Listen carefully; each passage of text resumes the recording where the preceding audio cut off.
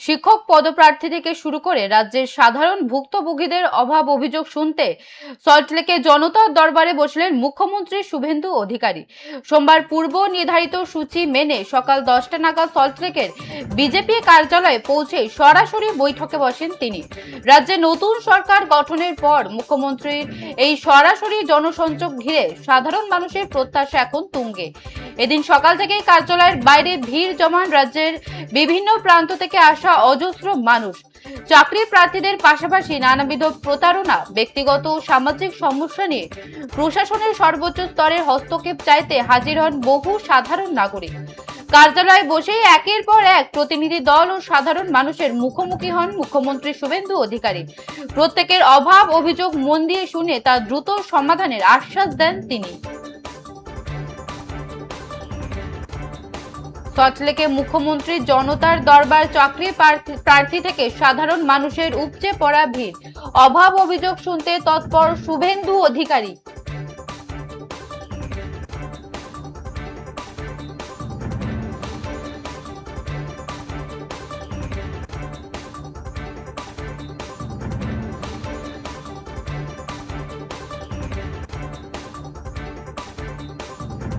বিষয়ে বিস্তারিত জানবো। টেলিফোন লাইনে রয়েছে আমাদের প্রতিনিধি সুকৃতি ভট্টাচার্য। সুকৃতি, অভাব অভিযোগ শুনতে সল্টলেকে জনতার দরবারে বসলেন মুখ্যমন্ত্রী শুভেন্দু অধিকারী, সেখানে তিনি কি বললেন?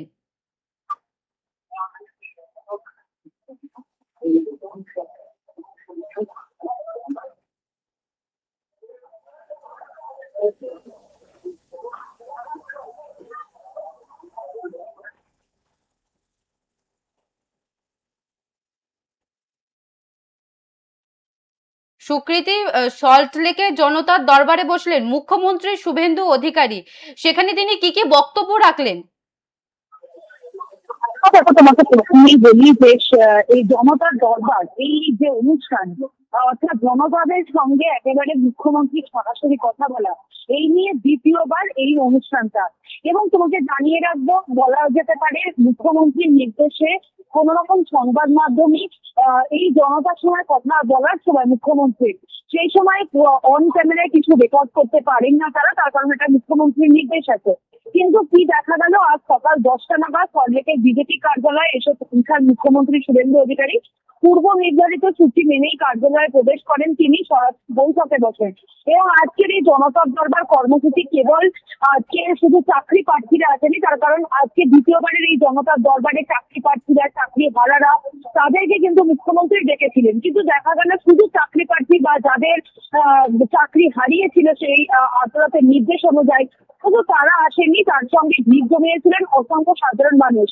কারোর অভিযোগ নানাবিধ প্রতারণা তারা শিকার হয়েছেন, কারোর অভিযোগ নিজেদের ব্যক্তিগত ও সামাজিক নানান জটিলতার সমস্যা নিয়ে প্রশাসনের সর্বোচ্চ স্তরে নিজেদের অভাব অভিযোগ জানাতেই আজ সকাল থেকে সল্টলেকের যে কার্যালয়, মানে একেবারে সকাল 7টা থেকে বলা যায় এই সমস্ত সাধারণ মানুষরা ভিড় জমিয়েছিলেন। তাদের প্রত্যেকেরই কার্যালয়ে বসে তিনি একের পর এক প্রতিনিধি দল এখনো তাদের সাথে তিনি কথা বলছেন।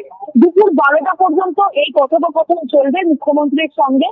এবং তারপর মুখ্যমন্ত্রীর আজকে নবান্নে বেশ কিছু কর্মসূচি রয়েছে, অর্থাৎ এই বিজেপির সল্টলেকের যে কার্যালয় সেখান থেকে জনতার সঙ্গে কথা বলার পর মুখ্যমন্ত্রী আজকে নবান্নে বেরিয়ে যাবেন। সেখানেও কিছু গুরুত্বপূর্ণ প্রশাসনিক বৈঠক রয়েছে মুখ্যমন্ত্রী শুভেন্দু অধিকারী। সব মিলিয়ে এখনো পর্যন্ত জনতার দরবার কিন্তু চলছে, সাধারণ মানুষের সাথে বিজেপির যে সল্টলেকের কার্যালয় সেখানে কথা বলছেন মুখ্যমন্ত্রী শুভেন্দু অধিকারী। বেশ, ধন্যবাদ সুকৃতি। শিক্ষক পদপ্রার্থী থেকে শুরু করে রাজ্যের সাধারণ ভুক্তভোগীদের অভাব অভিযোগ শুনতে সল্টলেকে জনতার দরবারে বসলেন মুখ্যমন্ত্রী শুভেন্দু অধিকারী। সোমবার পূর্ব নির্ধারিত সূচি মেনে সকাল 10টা নাগাদ সল্টলেকের বিজেপি কার্যালয়ে পৌঁছে সরাসরি বৈঠকে বসেন তিনি। রাজ্যের নতুন সরকার গঠনের পর মুখ্যমন্ত্রীর এই সরাসরি জনসংযোগ ঘিরে সাধারণ মানুষের প্রত্যাশা এখন তুঙ্গে।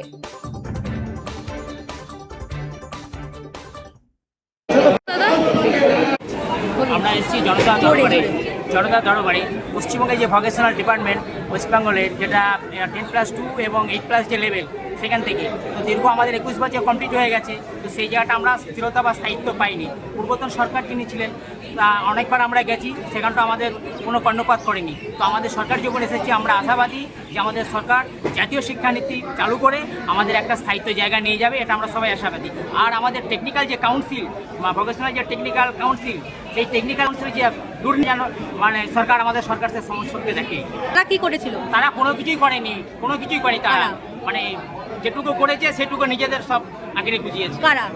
পূর্বতন সরকার যারা ছিলেন আর কি, ঠিক আছে। আর পূর্বতন সরকারের যারা আমাদের আধিকারিক ছিলেন, আমাদেরও জীবন ওনারা নষ্ট করে দিয়েছে।